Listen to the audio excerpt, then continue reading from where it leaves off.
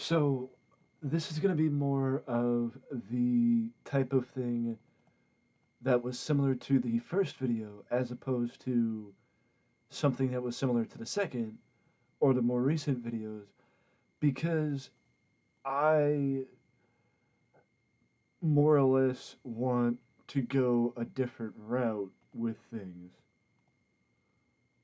And the easiest way to do that would be the easiest way to do that would be um to not so much fixate on just news, but also try and make my own. And I'm not saying I'm going to give fake news or whatever the case may be. What I'm saying is that the first video was focused on free agency instead of people signing. So that's what we're going to focus on now. Uh, um, the one thing I would like to point out is that after yesterday's incredible signings, of um, of Brandon Nimmo and of David Robinson. Oh no, it is David Robinson. Yeah. Wait. Oh, I don't know what I was looking for. But of the spectacular signings for the Mets, that puts the amount of money that the Mets have spent this offseason in one offseason at or around an incredible number because that number is $500 million. It is insane to think that the Mets have spent that amount of money in one offseason. It is insane to think that the Mets, of all teams, have the highest paid, the highest payroll, I should say, the highest payroll in all of baseball, as Steve Cohen has only been the Mets owner since September 2020. So in 2 years, Steve Cohen has made the Mets the highest paid, the team with the highest payroll in all of baseball.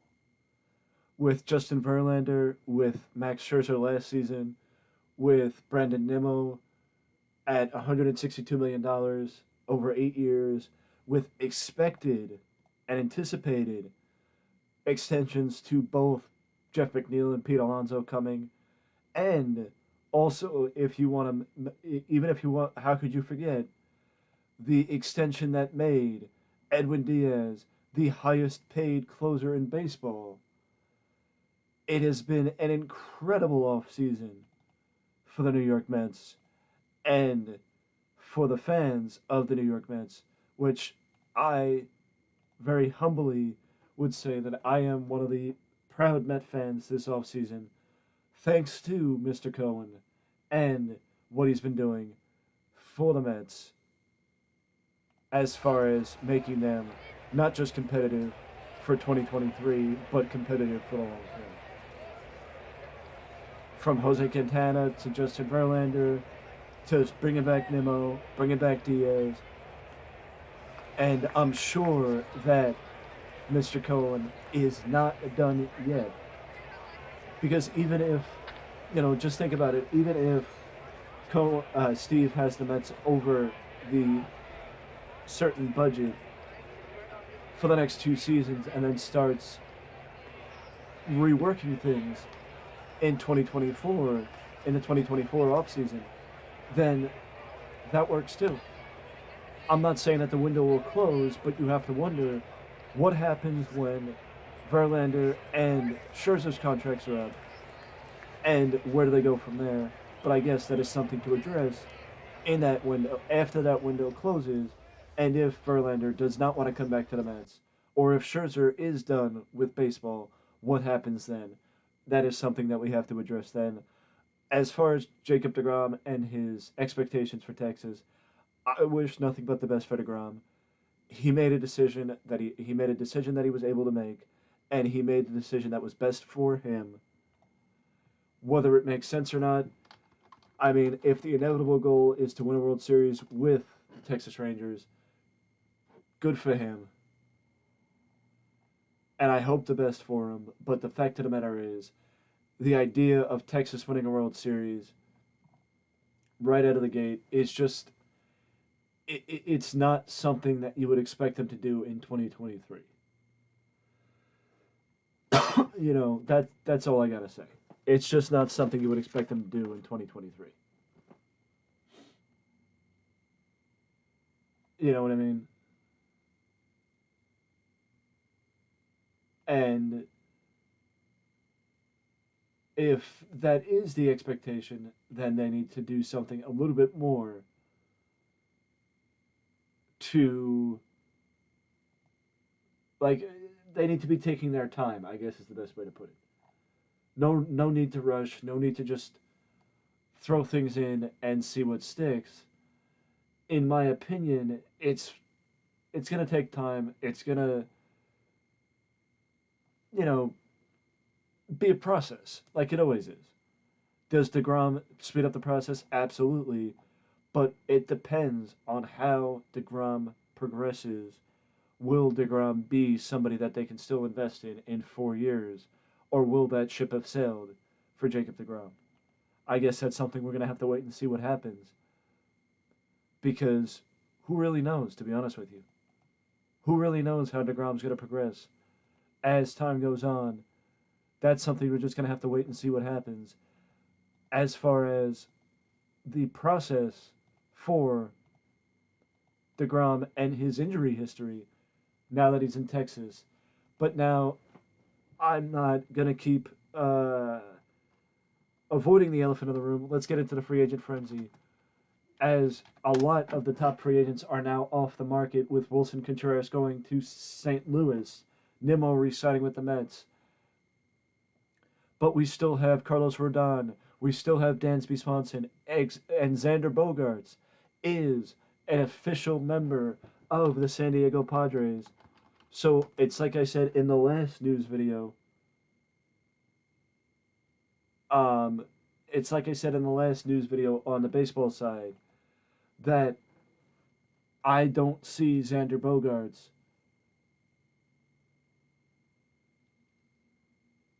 I don't see Xander Bogaerts. I mean, wait, sorry. I'm getting caught up because I'm reading as I'm talking.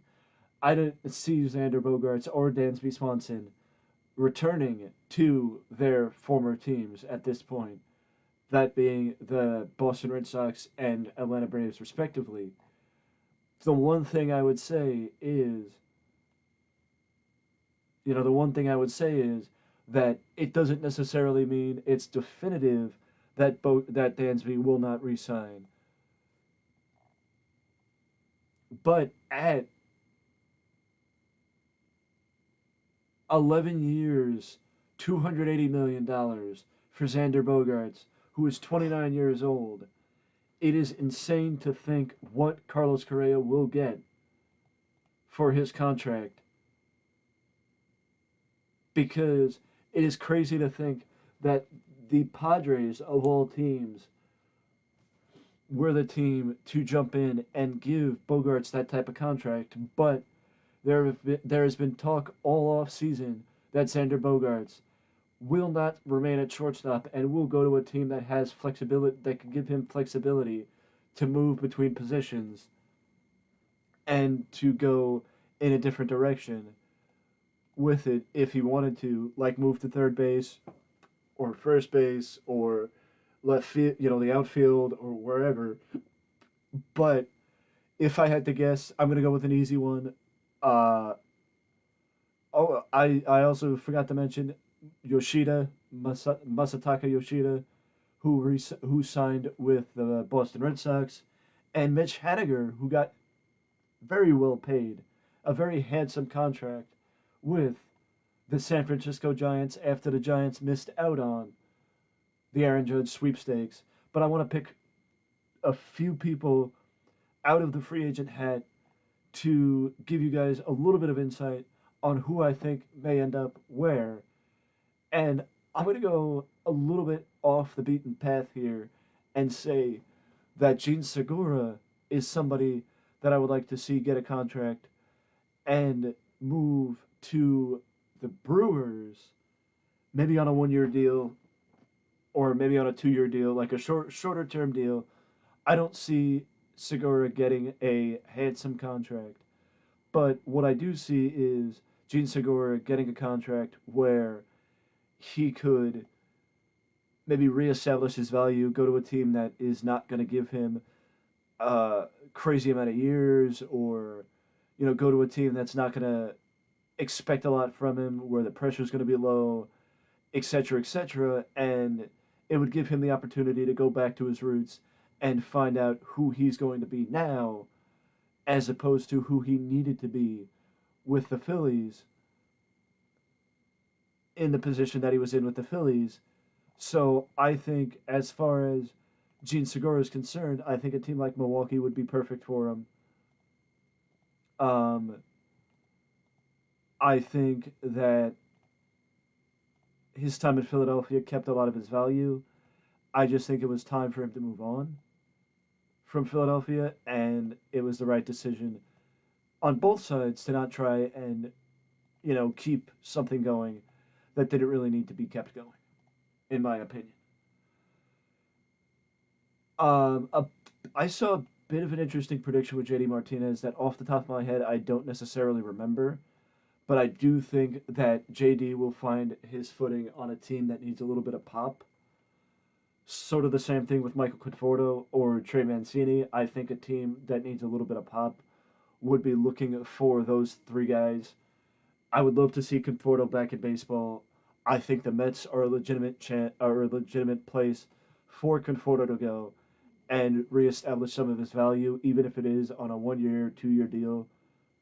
But Conforto does have that shoulder to worry about. JD Martinez does have age to worry about. And Trey Mancini, for all I know, I could see Trey Mancini going back to Baltimore. I could see Trey Mancini going home to Baltimore and returning back to his old stomping ground. The same team that traded him at the deadline to Houston, I could see him returning back to Baltimore and keeping his career going in Baltimore.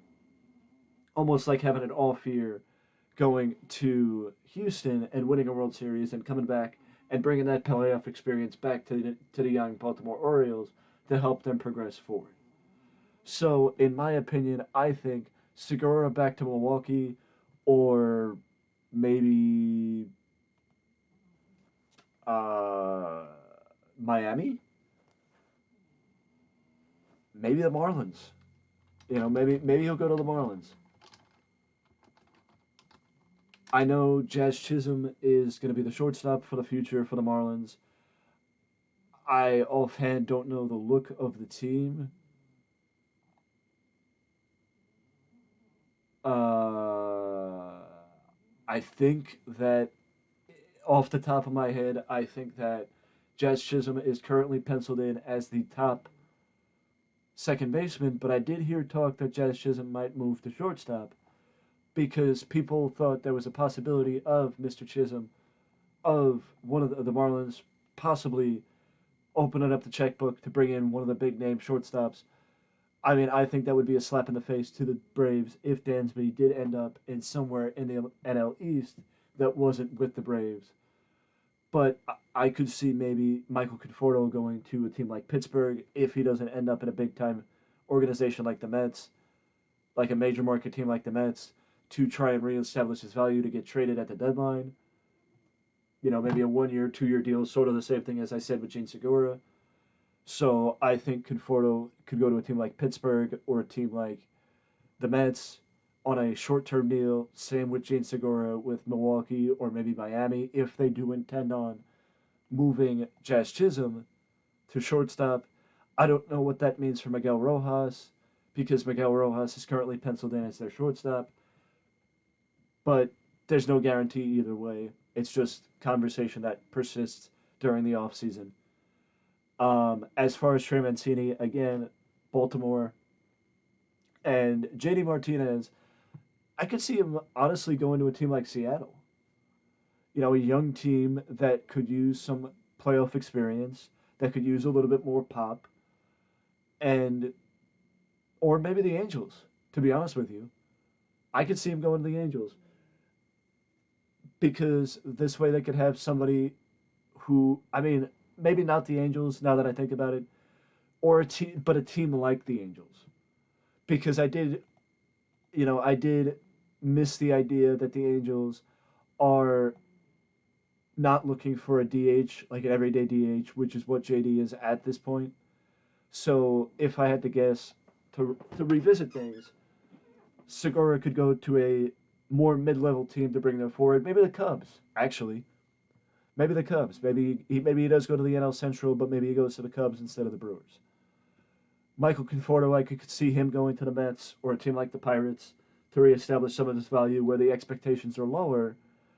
And JD Martinez, same thing, to give maybe like the Rays or the Washington Nationals, like a younger team, some veteran leadership and veteran experience, especially if Trey Mancini doesn't go to Baltimore, I could see JD Martinez going to Baltimore. To be honest with you,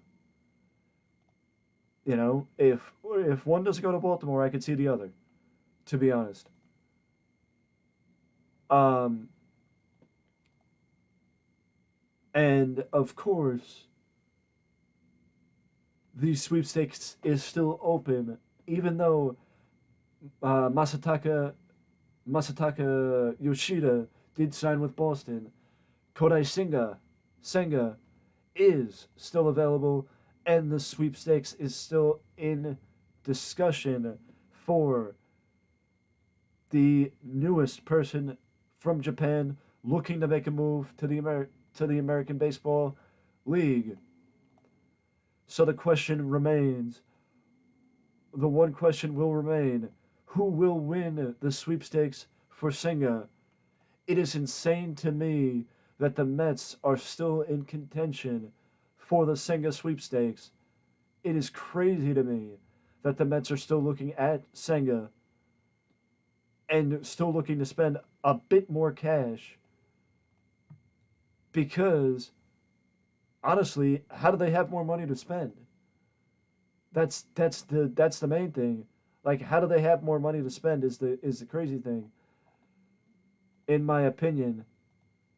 And I guess that just shows how much money Mr. Steve Cohen actually does have and is willing to spend to make the Mets a winner. But speaking of the Mets, I could see them going for Michael Conforto. I could see the Pirates. I could see Trey Mancini returning to Baltimore. But if the winter meetings proved anything, it is that it would be best for us as baseball fans to just sit back, relax, and enjoy because we never know what in fact will happen in this offseason because this offseason has been anything but predictable. It's been insane in my opinion. It has been a bit insane in my opinion to the point of where you don't know what happens next in baseball because what's going to happen next? There's no possible way for us to know what will happen because the winter meetings were so unexpected that there's no way we could predict what happens next or who's going to go where or the type of contract because we still got a lot to go. We got still got a lot to come as far as free agency and the frenzy. The winter meetings may be over, but the hot stove is still hot. So with that being said, in this awkward way to end the video, I'm done speaking on this. But let me know down in the comment section below your thoughts on anything and everything that happened at the winter meetings and where you think the top stars remaining on free agency might end up or could end up. And if you think that anybody is going to get a surprising contract that still remains, let me know down in the comment section below because I'm enjoying these baseball videos. Maybe they'll be a little bit more cleaner and concise in the future, or I hope they will be, because this one I could even see was a little bit awkward in the end. Either way, though, much. Let me know you're enjoying it. You can let me know you're enjoying this content by leaving a comment or leaving a like, subscribe to the channel, because any and all interactions are more than welcomed and appreciated. And I just realized how awkward that is. So let me just end this video here, because I'm just gonna keep getting more awkward and awkward and awkward as things go on. So I will see you guys in the next one. Do not forget though, before you go, to ding dong that notification bell to always know when a new video is up on the channel. And I will see you all again soon.